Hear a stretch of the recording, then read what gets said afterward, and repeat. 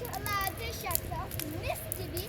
Mükemmel baba. Mükemmel. Anne hiç gerek yok. Güzel. Babaya. Anne hiç gerek yok biliyor. Oo Eymen Efendi. Ateş mi yaktın sen? Bak. Evet, Oo ne bak kadar güzel. güzel. Maşallah. Bu da güzel. Bak mükemmel. Baban yap. Ya yapalım mı baba?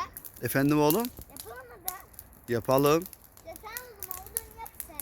Bak.